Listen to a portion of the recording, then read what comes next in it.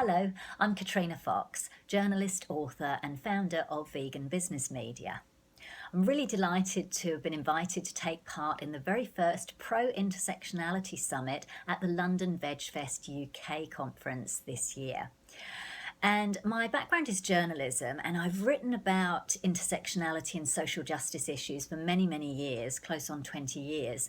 I've also been involved in social justice activism of different kinds, including feminism, queer activism, as well as animal advocacy. I've written about these issues for mainstream media, as well as niche media, and I've also contributed to a couple of anthologies on the subject. Now, nowadays, my form of activism is helping vegan business owners and entrepreneurs to succeed. So I provide them with tips and tools and strategies and inspiration to run their businesses effectively, because I do believe that running a vegan business or running a business on ethical vegan principles is a form of activism. Now, where it gets interesting, of course, is that just because a business is run on vegan principles doesn't necessarily make it ethical. For example, we hear the term cruelty-free bandied around for things like chocolate or some kinds of fashion products.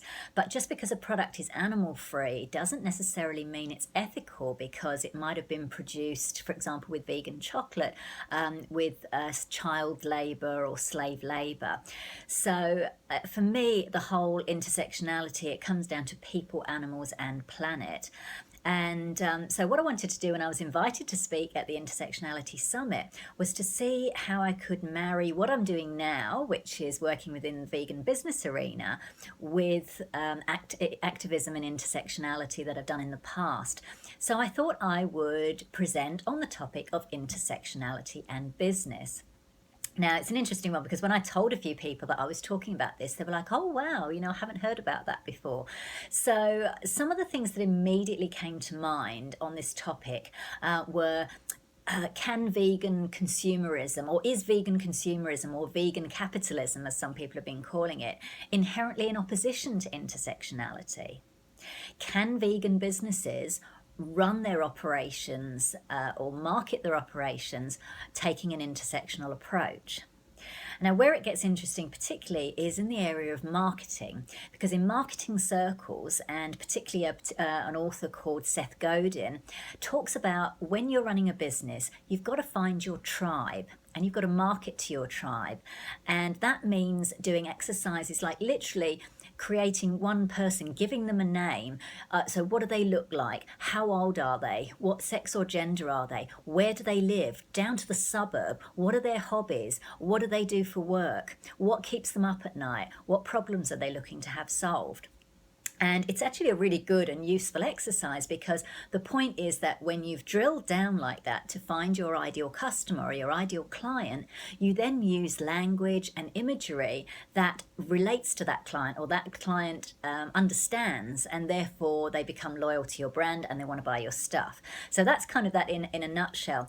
So what I found interesting is, well, does this concept of tribes in marketing, is that in opposition to intersectionality? And I don't know, I don't actually have the answer, and I'm not sure that I will have lots of answers per se in my talk, but I am going to explore some of these issues, because I think they really are important, particularly if we are seeing businesses as a form of activism and running a business as a form of activism. The vegan business revolution is really, really taking off, which I'm so excited about. We're seeing more and more people coming onto the scene, from small business owners, solopreneurs, right through to SMEs and larger companies. And I think these are some issues that we need to be aware of. So I've just started doing my research, and I'm going to be getting some other people's views and topics and formulating it. And like I said, we'll be exploring these issues in my talk. I'll be speaking via Skype at the summit. I'd love to come back to my hometown again. I'm originally from London, but I was there last year launching my book, Vegan Ventures, Start and Grow an Ethical Business. So I'm joining you all by Skype this year, and I'd really like to take my hat off and give huge kudos to Tim and Alan, the organisers of VegfestUK, for putting together this groundbreaking summit. The other speakers that I've seen are just amazing, and I'm really excited to learn heaps from them. So I hope you'll all support this summit and join us in person if you can, or via the internet if not. And I look forward to seeing you then. Bye for now.